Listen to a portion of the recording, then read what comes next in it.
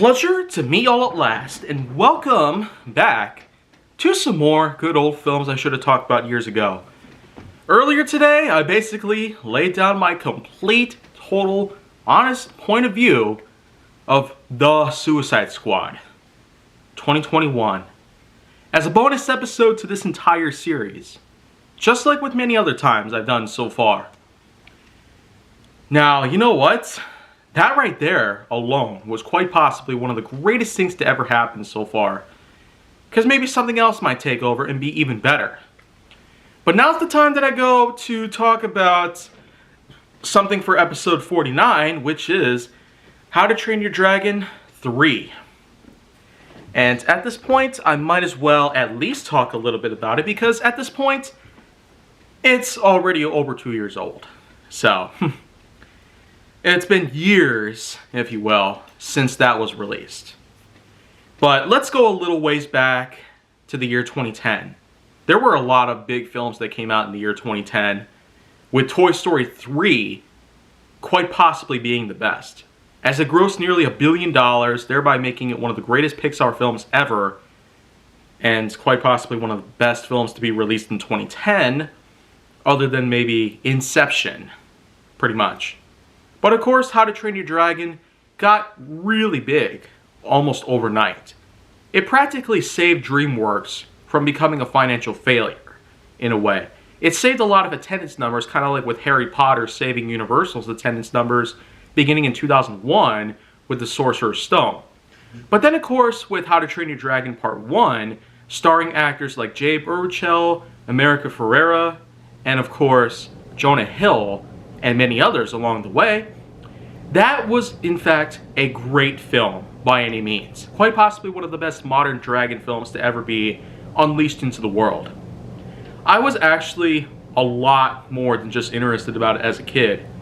When I was 11 years old in the year 2010, and then of course, well, growing up, I almost figured that there should be a whole lot more than just the film itself.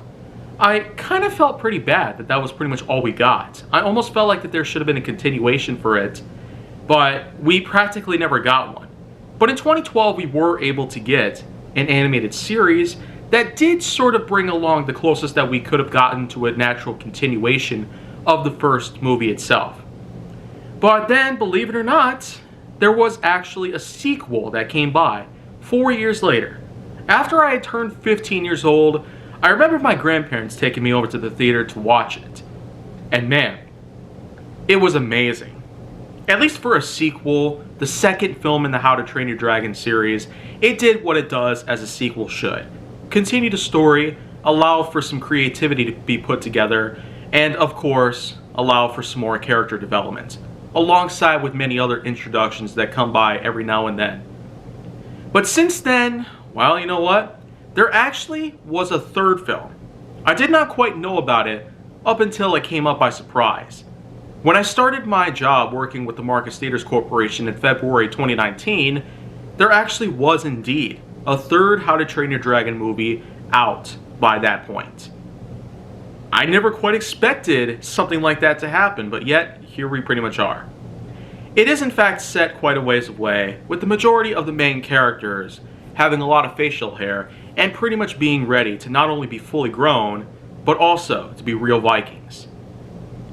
Of course, the characters Hiccup and Astrid, they both get together in a bit of a romantic way, as a lot of character development had already taken place. And then of course actors America Ferrera, Jay Baruchel, of course, had a lot of time to be able to work with each other as cast members, and of course as actors whom were hired by DreamWorks as a way to continue performing as their characters in the films, of course. But the thing is that, of course, alongside the fact that there was indeed the big character development that came alongside Hiccup and Astrid, along with many of the others, like Snotlout and Fishlegs. But the main premise is that, basically speaking, other than the amazing things that we were able to find in the other two movies, plus the many other pieces of media, How to Train Your Dragon 3 gives us something a little different. It actually gives us a whole new perspective, a new Night Fury, that would come alongside the dragon Toothless. So it's much like with what happened in King Kong Lives, for example, where King Kong finds another giant ape out there, whom of course is something that Kong truly needed. So it's much like that, but here Toothless basically finds another Night Fury, whom of course is light in color instead of dark. And that's truthfully yet another big thing about the character Toothless in general. This is something that this guy really deserved. I mean, Toothless finally found something that's at least relatable to the kind of dragon species that's around. Something that's indeed something that they both have in common. That's something they truly needed. This is one of a few things that actually makes this film much more than just a simple sequel, and also gives us a feeling that the number 3 when it comes to most franchises, it may not always be good, but there are a bunch of examples out there that prove that even with sequels, they can in fact be as good as the first, and maybe even better. Toy Story 3 was one of the prime examples of number 3 in any franchise that could somehow be better in so many ways. After all, like I said, it did gross nearly $1 billion, pretty much. Way more than the other 2 films. But anyways, with How to Train Your Dragon Part 3, the other big thing that makes this thing worthwhile is the very ending, where Hiccup and Astrid actually end up getting married. After so much time that they've had together, not just the fact that they've trained dragons together and also became good friends, but they've also gotten together in such a way that we almost didn't expect to happen. But yet some people might think it's obvious, and there could be reasons to it. Maybe for the fact that, well, especially in the first movie, where Astrid, of course, becomes frustrated with the fact that Hiccup is somehow becoming better at dragon training, and it gets to a point where it becomes too good to ignore. Hiccup's popularity had gotten so big almost overnight, but it was mostly because of Toothless, the Night Fury, whom of course was very feared by the village at the time. But then by Part 3, we got exactly what we were looking for. A much bigger development in the entire community that was surrounding the entire ordeal during the first film. But the truth is that, well, not always are we going to be looking for things like this. Of course, the ending also does allow for Toothless, Light Fury, to basically get together in a similar fashion. They also fall in love with each other, and they also have their own kids. Just like Hiccup and Astrid. At the very end of the movie, that's pretty much what we get. We get so much character development by this point that Hiccup and Astrid, as well as Toothless and the new Light Fury, of course, they get to a point where they're now family and friends. And let me tell you, even though Part 3 has not necessarily been as good as the others, it still got as far as to giving us a bit of a spin-off short film, which came out much later in 2019. And since then, it's now been on Netflix. To my knowledge, I've pretty much lost track after that. Maybe there might have been some other How to Train Your Dragon related media that came around, probably on Netflix or other such sources, but the truth is, I guess I don't know everything about it just yet. The whole world that has been built on from the backs of just one DreamWorks film from 2010, all this time that's passed since then, you really gotta think about it. This is one movie that saved DreamWorks from potentially becoming completely crumbled. And with many other films, of course, that were also released as well, again, there's really a lot to look forward to from this point on. Maybe we might get even more How to Train Your Dragon. There could be a Part 4 coming within the next several years.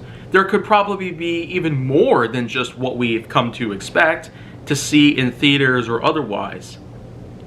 But at least we are indeed kept alive and hopeful that this series is forever going to live on as probably one of the best new franchises that DreamWorks has released.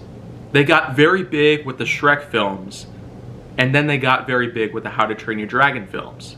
But who knows, here in the 2020s, we might have yet another thing out there that'll potentially save DreamWorks from failure, or anything else.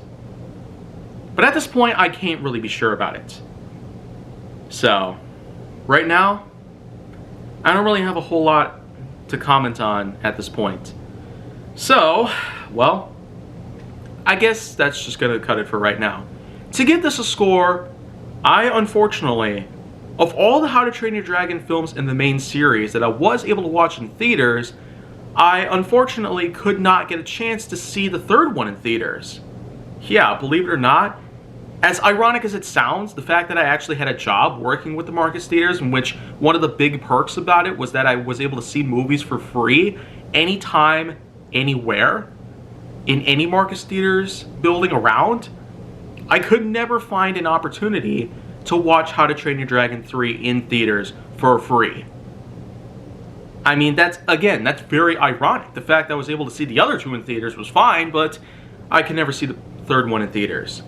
And I guess even more so the fact that I was somehow never able to find How to Train Your Dragon 3 on most streaming platforms that I typically watch, including Netflix and HBO Max.